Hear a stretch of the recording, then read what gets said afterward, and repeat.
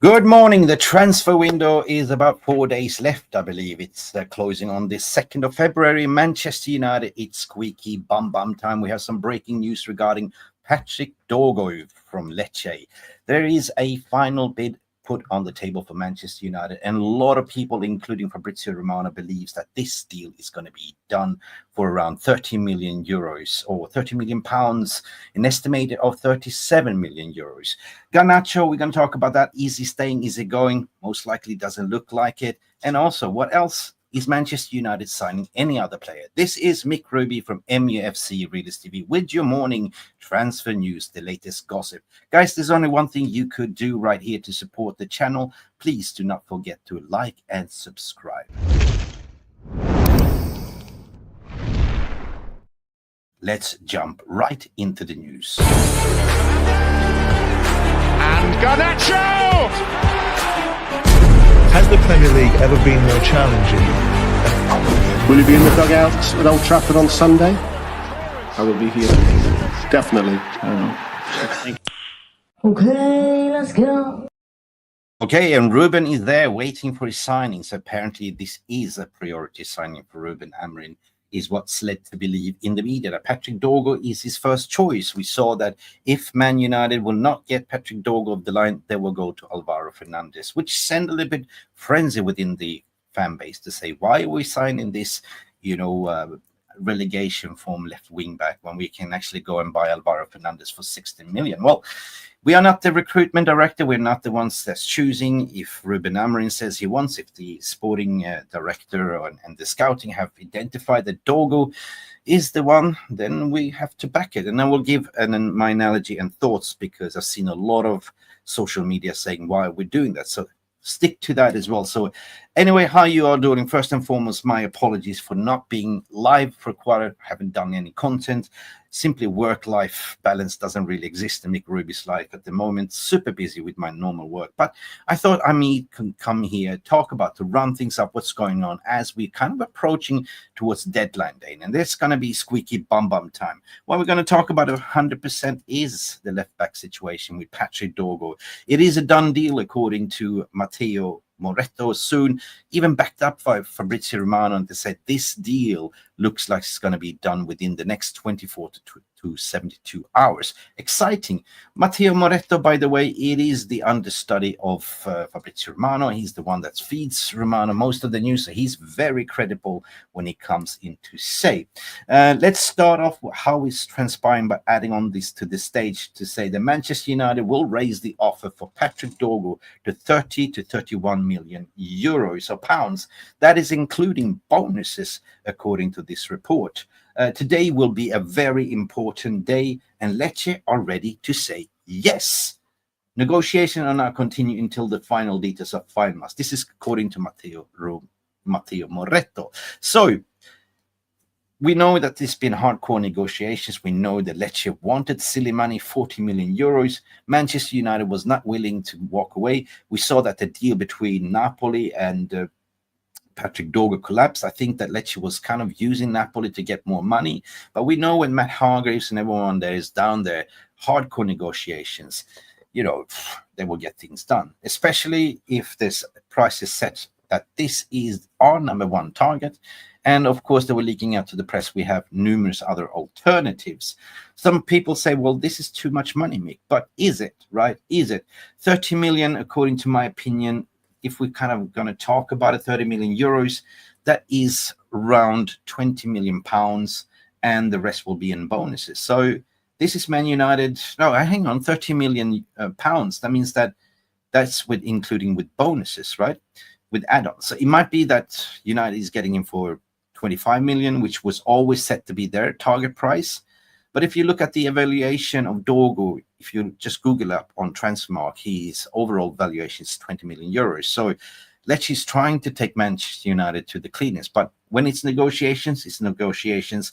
We're yet to find out what the details is. But if it's 30 million pounds with all add-ons included, I mean, of course, they've done something really, really clever here behind the scenes that say we give you 20 million upfront and the rest 10 million will be in achievable add-ons.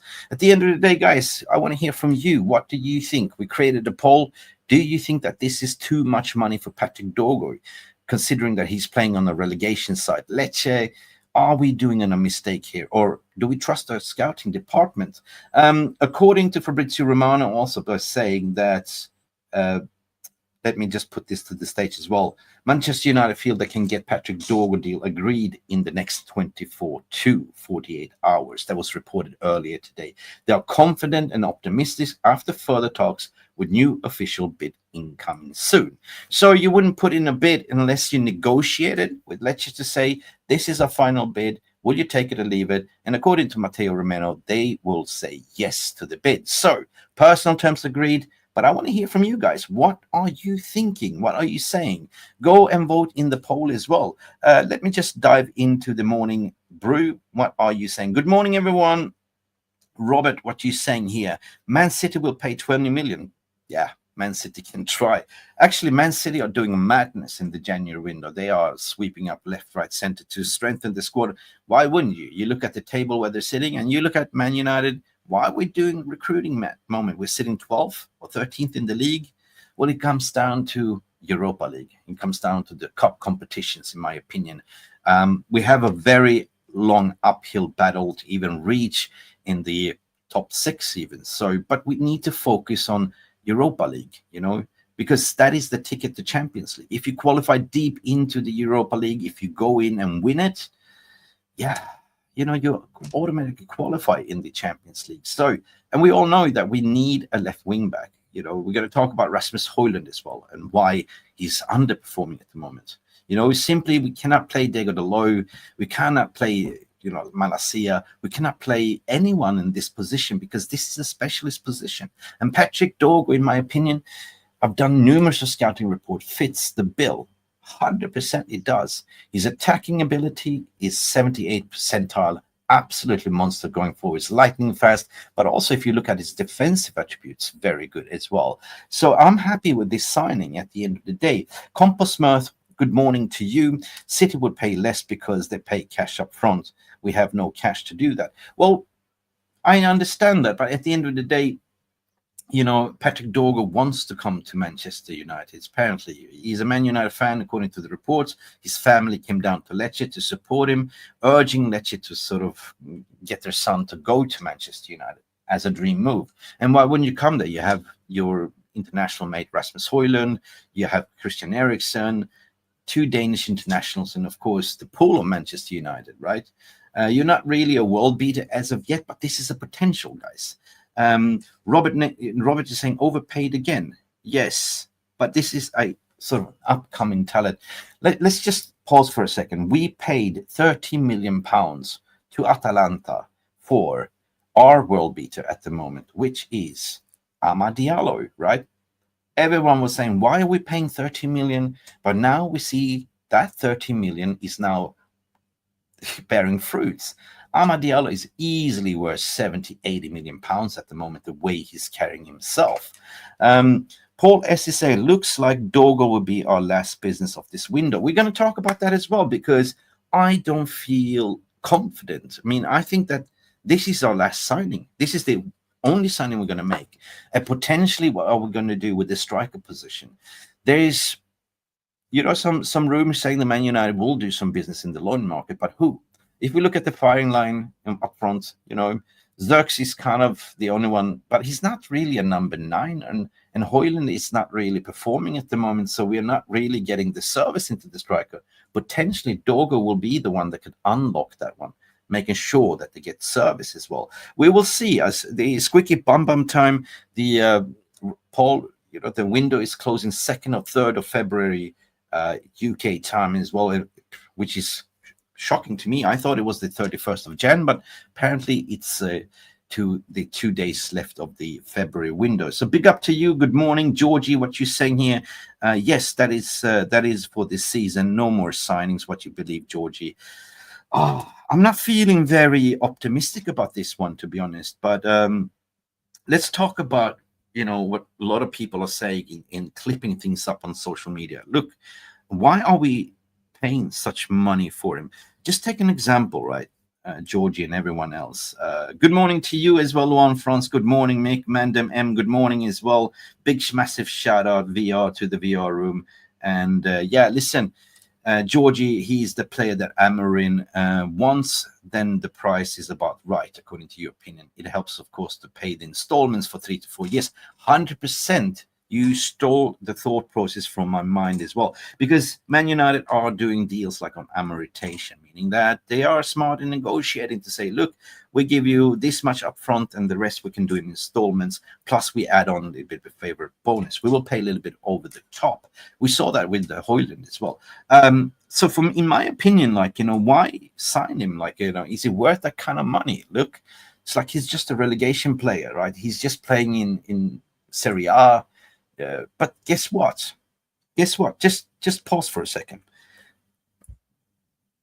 Does this remind you of something? I will give you one example, right? I just thought about it. Victor Gyökeres. Okay. Who knew Victor Gyökeres a couple of years ago? Victor Gyökeres played in Swansea on loan. Victor Gyökeres played in Coventry on loan. Victor Gyökeres came from Brighton and was sold to Sporting Lisbon. He was nobody. Yeah. Look where he's now, Sporting Lisbon. A world-beating striker leading the goal-scoring tally in Europe at the moment. 100%. So why slag a player that hasn't really kicked the ball at Man United as of yet? I've seen it on social media. You say, why? Look at this. There was a clip somebody posted that, he headed the ball over the goalkeeper and it was a self-inflicted goal and they made a point. But look, you got to look at the player's overall attribute and the talent that he can bring, right?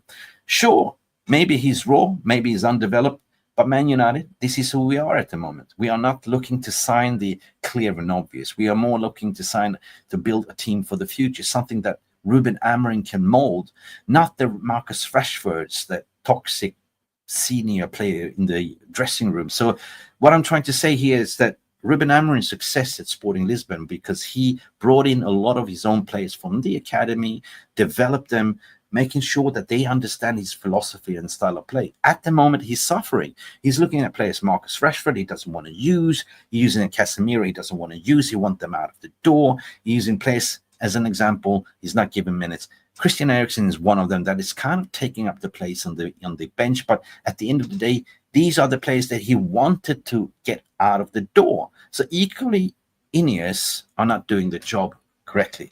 So Marcus Rashford is another one that we're going to talk about at the end of the day. And why they all of a sudden have this money for Patrick Dorgu? Well, clear and obvious, we got a loan fee for Betis, for Anthony, okay? Clear and obviously, they know that Marcus Rashford will go to Barcelona and he's willing to take his pay cut.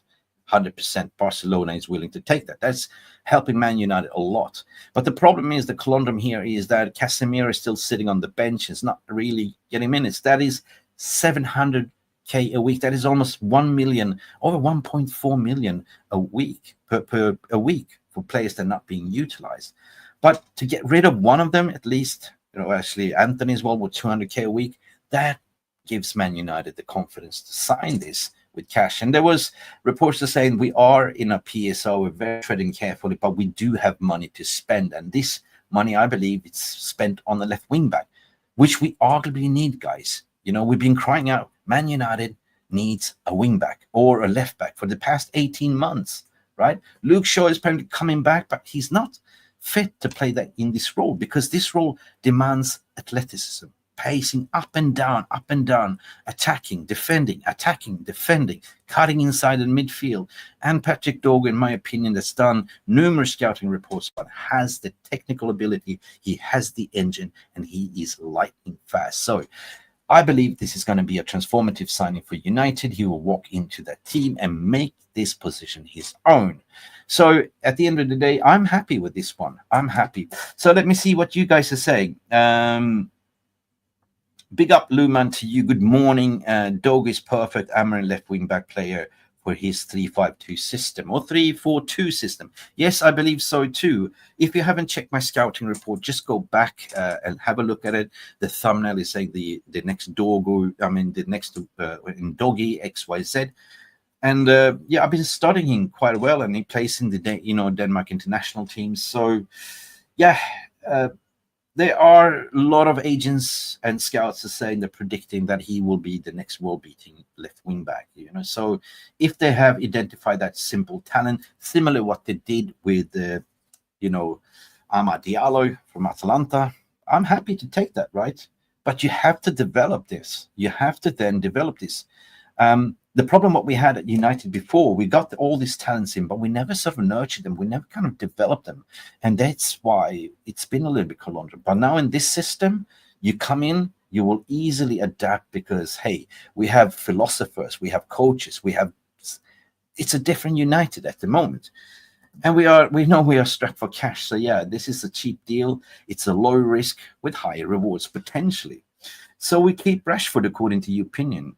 At least Rashford knows his value. I don't know. Let's talk about Rashford because there's going to be squeaky bum time. I believe that Barcelona is willing to make way for Rashford. They also said, like, if you want to come, lower down your wage bill. And this is music to my ears in a way. He's not really getting minutes, and there's some shocking reports. What I'm keeping hearing around Marcus Rashford camps, there's more to it, and there is a reason why Amorim sort of kept him out from the squad, kept him out in totally, because he doesn't want him to toxify that morality that he's trying to bring. It's not much about his ability, it is the way he's conducting himself off the pitch, on the pitch. And when you're Ruben Amorim trying to sort of build a harmony around the squad, you don't want that toxic apple in your dressing room. So this is equally, he's been backed, and I think that they told Rashford's agent to go find a new home for him. Loan, obligation to buy, they don't really care. But Rashford ain't going to play one single minute in Man United, what I'm hearing, under Ruben Amorim. So at the end of the day, what can you do as a head coach? You can only give instructions to your negotiations team, do whatever you want. But listen, I'm telling you right here, right now, it's per my understanding, he ain't going to play. So this is a headache that Man United needs to solve. Now, I believe that at the end of the window that this will be dragged on. Marcus Rashford will go to Barcelona by the sounds of it, with the cut, how do I say, well, he's got to lower down his salary. He's probably agreed. He's desperate to get out of here. So this is the one to be watched. I don't think he's going to be staying. I don't think, listen, where should he play? I mean, I don't know, man. At the end of the day, I don't really care. I just want him to get out of this club as soon as possible. Knowing what I know, I don't think that he will ever play a Man United shirt again. If it's a loan, that sort of gives Manchester United a little bit more time to figure out a plan in the summer. If Marcus Rashford goes to Barcelona and does well, fine. Then they can buy him with an obligation to buy or an option to buy or increase his overall value. That is the overarching strategy from Man United, what I'm hearing. So a lot of people agree what you're saying is. Gamer, what you're saying, Manchester United coming in with news, advancing on deal to sign Aiden Haven from Arsenal. Yeah, this is the youngster, the clear favourites exclusive review revealed by Fabrizio Romano. This is another youngster talent in Arsenal that we are poaching. Remember, Arsenal fans were crying out because we stole Obi Martin from them, and they were trying to sort of block that transfer window. Now, Aiden is another one, but this is recruitment for the future. I understand the sheer frustration within the fan base to say, we need ready players now. Do we? I say, well, hold on a minute. Yes, we do need ready players, but barring that Ineos kind of Ten Hag 9 games into the Premier League, they kind of written up the season, in my opinion. Feels like it. They knew that Amorim played a 3-4-2 system, or 3-4-3 system, or 3-5-2. They knew that they didn't have the players that could adapt into it. And they obviously promised Ruben to have some signings. They even said, you got to come now, or take it or leave it. And he had to come now. So for me, where we're sitting at the moment, we have no chance to challenge even for top 4 places. So please, if we can get some signings in, and if we can develop them for the next year, foreseeable year, yeah, I take that. The recruitment strategy has simply changed. They're being very careful. I think even in Ruben Amorim's press conference, he said, we got to be very careful, treading carefully in the transfer market so we don't make mistakes. We know what Ruben is talking about. We sign players that don't really make sense. We paid silly money. Like we take Mason Mount for Chelsea that absolutely mugged us. 1 year left on his contract, and they managed to squeeze out 60 million out of United. Now, speaking about Chelsea, speaking about Garnacho, there is reports saying that there is no further talks regarding Garnacho and Chelsea for a bid. Now, Ruben Amorim said he doesn't want to get rid of Garnacho, and arguably to say that the last couple of games Garnacho's come on, he's been looking good, right? If we saw against Fulham, he was the most lively player. And why would you get rid of Garnacho? Because you don't have attackers all of a sudden. You know, it doesn't really make sense, people, right? If Rashford is going to Barcelona, then Anthony's on loan. We have Xerxes, we have Ahmad. Who else do we have on top? Doesn't really make sense to sanction this deal. And apparently Napoli, they've told Napoli the deal is off the table. So Man United are not willing to sell him by the looks of it. They were always willing to listen to prices. If it comes down to their valuation, they were willing to listen. But at the end of the day, they need to evaluate the whole overall arching squad, right? What are we going to do? Hop on one leg on front? And speaking about that, guys, the Mark Ogden report, we all saw it from ESPN suggesting that Manchester United are willing to sell Rasmus Højlund in the January window. I would say, what a lot of BS for clicks, right? This is Man United, of course, and Ogden was the only one that reported this. There was nobody else, credible journalist, that did that. So I'll just say that this is a lot of BS. We got to call it out. Manchester United will not listen for offers. I mean, there's 4 days left. Who are we going to play on front, right? In my opinion, this is a lot of BS. And at the end of the day, we got to talk about Højlund as well. He's underperforming currently at Man United, only scoring 2 goals in the whole Premier League. He doesn't look happy, right? So what should we do? I see a lot of social media fans saying, like, I'll get rid of him. And we are so quick to point the fingers.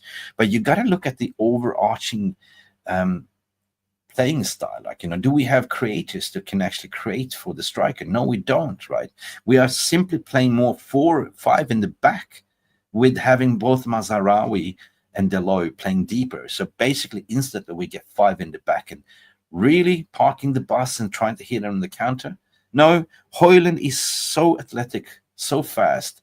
If he receives the ball and he can run through the channels, yeah, he will score. But we're not really putting balls to the channel for him to run either. So that is the overarching problem at Man United. You can go and get any striker you want, but if you don't fix your midfield and create a wing side, what's the point of having a striker, in my opinion? Man United plan big up. It looks like Ineos are trying to inflate the prices of the youth academy to sell the profit while tuning us fans against each other and causing walkouts. Sounds like a game plan. Yeah, listen, you are spot on there, Man United planet. Like, we are becoming a feeder club, like a farmer club, by the looks of it, right? This is Ineos seeing the academy as products, like, you know, it's simply like, you know, you have a salmon farm, right? You are, you know, harvesting the salmon and then you sell them for a very expensive price. You know, you're growing salmon, like, you know, in a virtual pond. And this is what it feels like, which is a little bit shame. But this is also down to the PSR rules. What have we become? Like, you know, the PSR kind of gives that indication that this is the way clubs are doing right now. They see that profitability, what happened to Cole Palmer. They see what a lot of other clubs have done, selling the academy players and receiving 40 million for them. And they see that this is a pure profit. So selling an academy player will instantly double profit on the PSR and the FFP books, meaning if you sell somebody for 30 million, that player all of a sudden becomes worth 80 million, double the price that can be utilized. So it is a little bit of a sad day to see that, like, you know, and especially if you're an academy player, you know that you're coming there only to be farmed and be sent out for the slaughter. It's not fun, right? Good morning, Neil Driscoll. Long time no see. What are we saying here? Gamer TV saying sources close to Alvaro Fernandez currently say they are not considering a move in the window, according to Laura Whitwell. But that means that basically United are pulling the trigger on the Patrick Dorgu deal, which is shame. Like, you know, I like them both. I like Alvaro Fernandez, or Carreras, whatever he likes to call himself today. And if I was Carrera sitting there, well, hang on a second, you guys didn't want me when Ten Hag was there. Now you're coming to me when I'm a second choice striker. Oh, actually, third choice. The first choice was actually Nuno Mendes. Second choice, according to some reports, with Patrick Dorgu, and I'm your reserve plan. Nah, I'm doing well in Benfica. So why would you move? Why would you move? He's not really considering the move, and I think the Man United looked at it with the sort of salty eyes in ears, because he's got a sell-on clause on 50%. You know, this is who we become, right? They probably looked at the deal and risking a potential profit in the summer window. If Benfica decides to sell him, Man United get 50% of that fee. So if they sell him for 60 million euros, Man United get 30 million, and they go like, brilliant, we can use that in the summer window. Plus we're getting 25 million odd pound for Jadon Sancho. So there'll be money in the summer to spend, and they probably looked at it and said, no, we're not going to take the risk. However, it was the reserve plan. El Mac, what you're saying, Cole Palmer was signed by Chelsea for 80 million pounds. Increase, that was 130k when he became a superstar. Yeah, 100% right. This is what United need to be doing better, El Mac, as well. Yeah.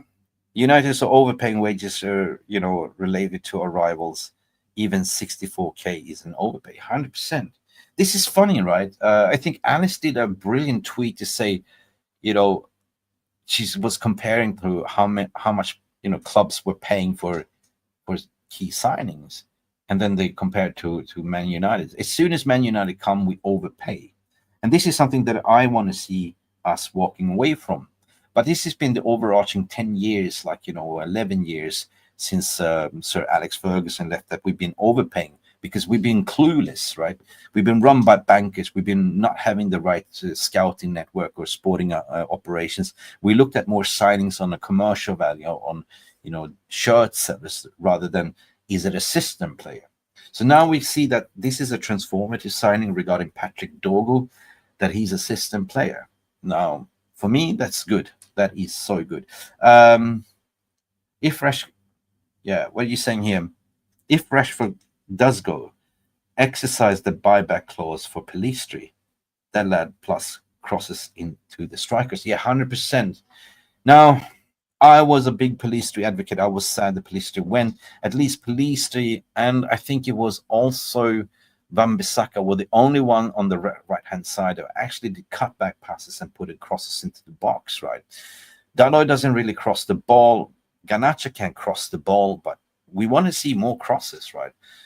And there was instances when we only had one shot on target, and they scored, that goal came in on Fulham, and there was a deflection. But overarching, if you look at that game performance in isolations, there was not one single cross coming into the box. And when it did, actually, I think it was, nobody was there to receive it.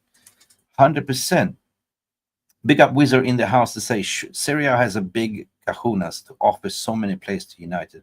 A lot of other leagues and clubs don't seem to seem confident because of reputation, mates. Yeah, 100%. Big up Jonathan Ondom coming in to say that Man United should do something ASAP. 100%. Mr. Delis is in the house as well to say, welcome to United, Gurkus, Kirkus, De Jong, Dorgu, João Felix for the better 2025. I don't know about the De Jong. I think De Jong mustard has kind of become sour,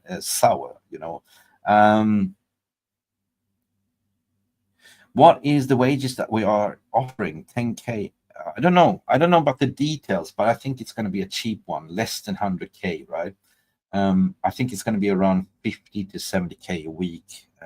Wait a minute. I also don't like the wages offered to Dorgu. He was on 10k at Lecce, and now he's wanting 65. It's okay, 65, 70. It's okay, right? It's not like 300k a week, right? If you look at the overall salary benchmark, anything below 100 is really good for the wage bill. I agree with what you're saying here, my mate. Look, at the end of the day, guys, what is going on? What am I going to talk about next? Well, this seems to me like the only signing. There was rumors and reports that we are going for a loan striker. I don't know where it's coming from. United talking for Nkunku, like with Chelsea. I don't know. At the end of the day, if we only get one signing in and Marcus Rashford out the door, I'm happy. Yeah, I'm happy. Top four for me, that ship has sailed. The thing that we can focus on is win Europa League and FA Cup. If we win FA Cup, we get Europa League. We win Europa League, we get into the Champions League. But you know what? We are on a winning streak. We're actually starting to win game of footballs by grinding it out. It's just trying to get results at the end of the day. We are playing Europa League now on Thursday. I think it's Stoya Bucharest or something. Let me see. Let me dive into the comments. Let me just catch up. Almac is saying, I don't understand why Rashford and Casemiro are earning 350k a week. Man, that is the old regime, man.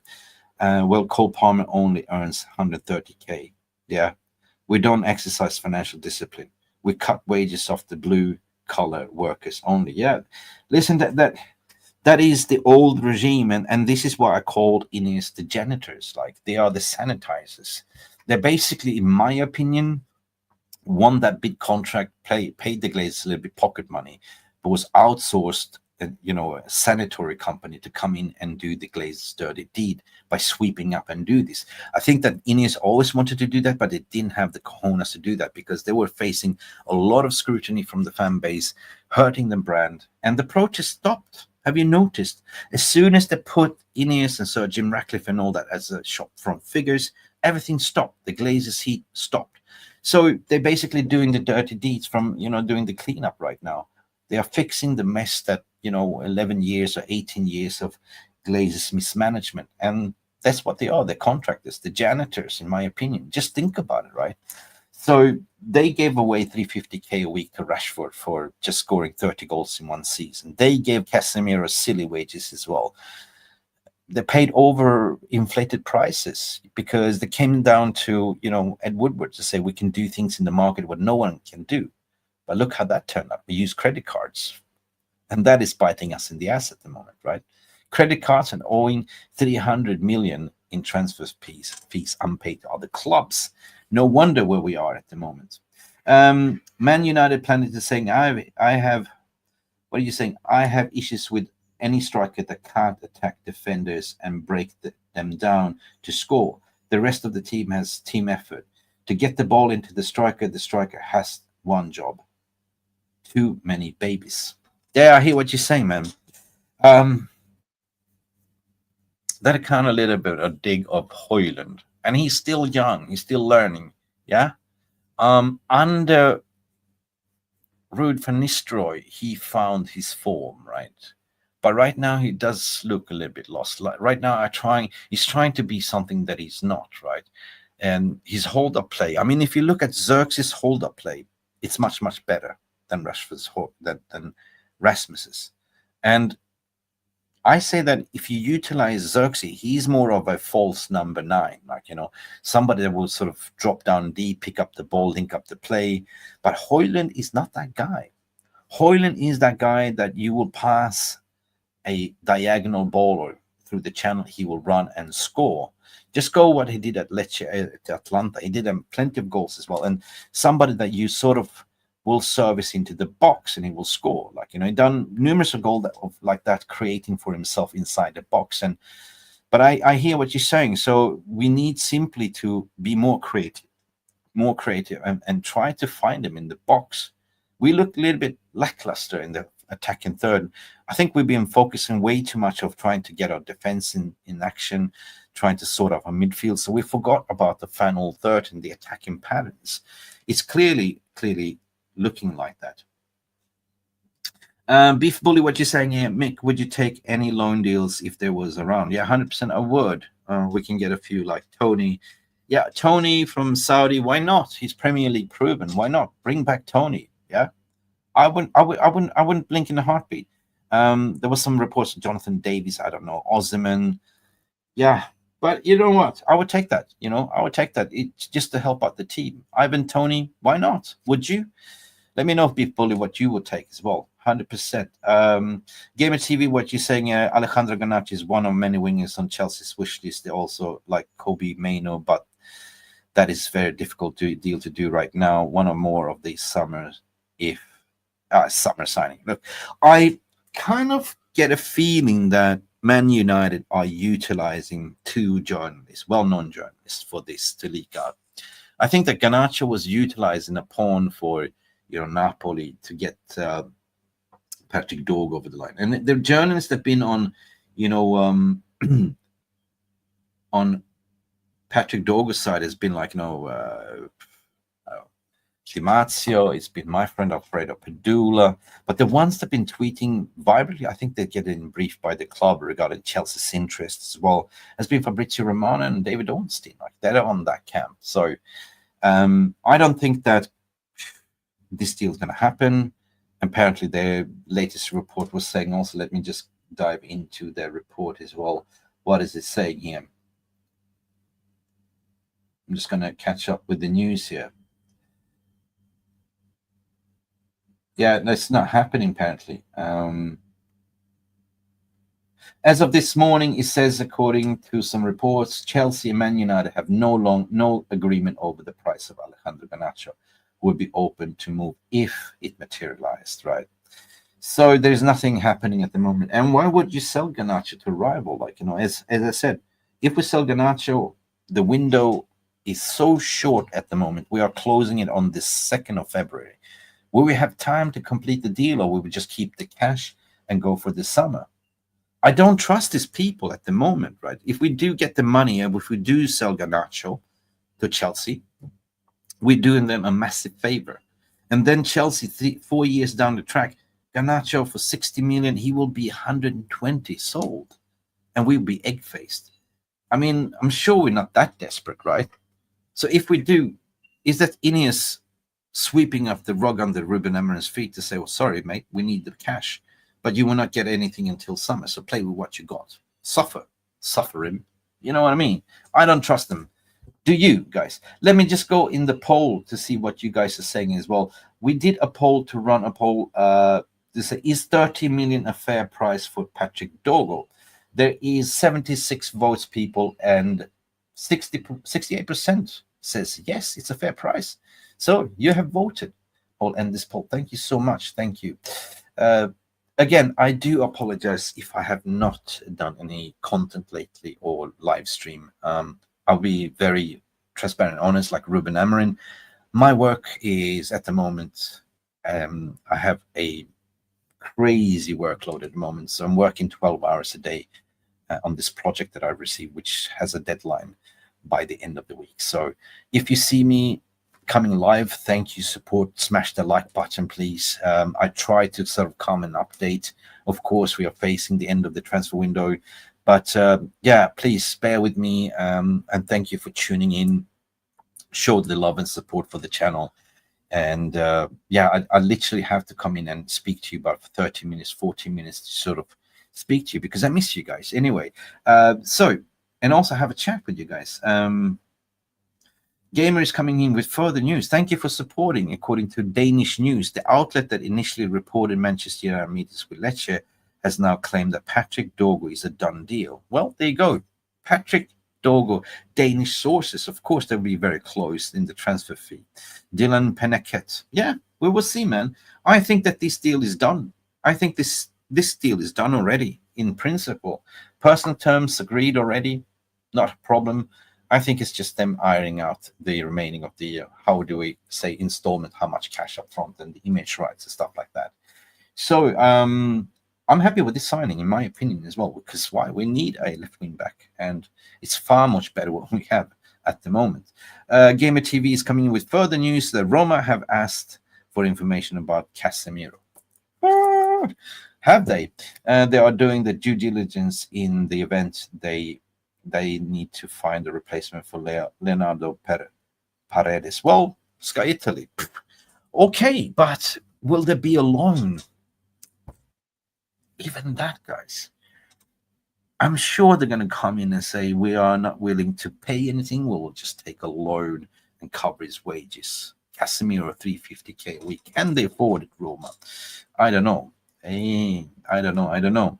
We will see. It's going to be a very, very squicky bum time this next couple of days. It's going to be sweaty. It's going to be anxiety. I'm going to see a lot of Man United fans complaining, bitching, moaning, and it's not good for your mental health. But just keep it calm, keep it composed, and just breathe out when the ink is on the paper and the holding up a shirt, and we can be celebrating at least.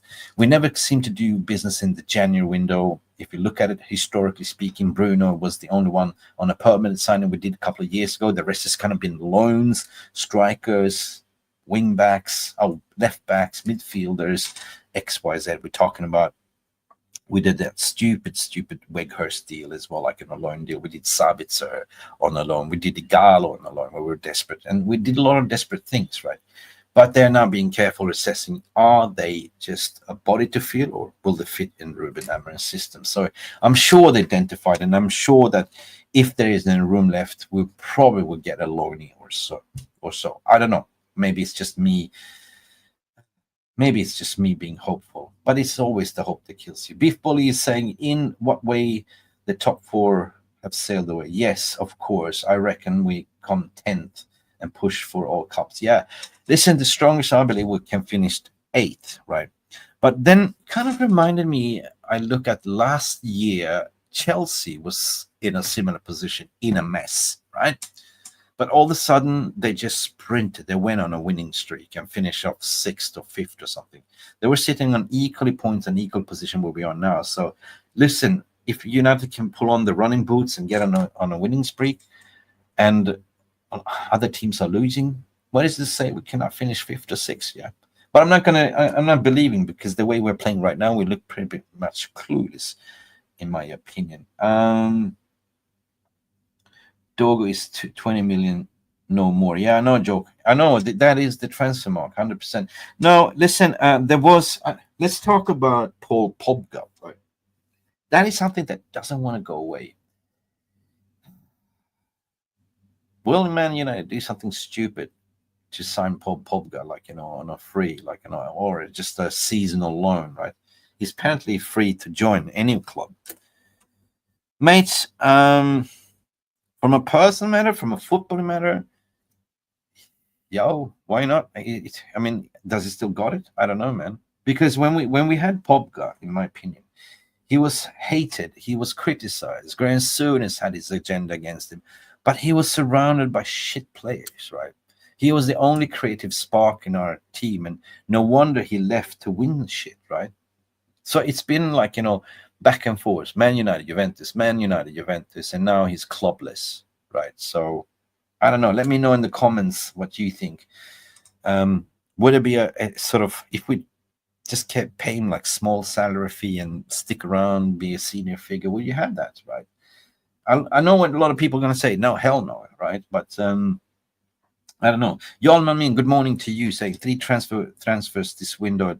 It looks like Dorgu and Isaac Haven as well. The youngster that come in the summer, 100%. And also the youngster that we signed. We actually signed one already, and that is, what's his name? Leonardo. What's his name? The left wing back from Paraguay. George Vocal is saying Ines out, Glazes out, Ratcliffe out. Yeah, 100%. Good morning, Mickey and VR, and good morning to you, Stephanie, as well. Just for wake me up before you go. Yeah, that song. Just wake me up for the deadline. I'm just going to wrap up the stream, people, because I need to go back to work. Just going to see if I can find any other brilliant comment from you guys. George is saying no to Pogba. No, what you're saying here? No, never. Yeah, I see it. Diego de Leon, thank you so much. No, never. Never ever would it be a good idea to have a flashy piece of ego-driven crap like Paul Pogba. Yeah, that speaks volume, right? And if we do, please make him go and unbury that cursed hyena, according to some rumors that he buried. That seems to be our curse. Yes, thank you for contributing, Diego Leon. What a monster, what a specimen. And Shaw needs to retire, anyone. Big up, Hopes as well in the house. We are about to end the stream. 44 minutes. It's more than you see me live for the past couple of days, to be honest. But thank you so much for tuning in. Do me a massive favor, guys. Do not forget to smash that like button. Can we get minimum 100 likes for this free content? And surely I will be back as soon as we have some breaking news. But I explained myself, this week for me is crazy with my normal work. I'm engaged in a project that needs to be finished by Friday, so bear with me. I might do some video uploads, or potentially, if I feel I have the time, I will do a video for you or live. But I do apologize for the I can't even speak at the moment, the non-posting content, but we're back. Like Ruben and Amorim was saying, guys. Anyway, best of luck. Thank you. Best of luck for the project. Yes, it's squeaky bum time for me. You know how it is, when you have to deliver. Wow. Anyway, who has to deliver is Manchester United negotiation team. What will be the asking price, the final landing price? It's going to be very interesting to see. I believe that this deal will be done. We will find out within 24 to 74 hours. Apparently, according to reports from Fabrizio Romano, they are very confident that this deal will be done. Guys, as per usual, leave your comment in the non-live comment section as well. Hit that notification button so you never miss when Mick goes live. And we should definitely see you to the next time. Stay beautiful, people, and enjoy the rest of your day. Glory, glory, Manchester United. Bye for now. Peace out. Thank you so much for stopping by and watching MUFC Realist TV. Don't forget to like and subscribe and follow us on the socials.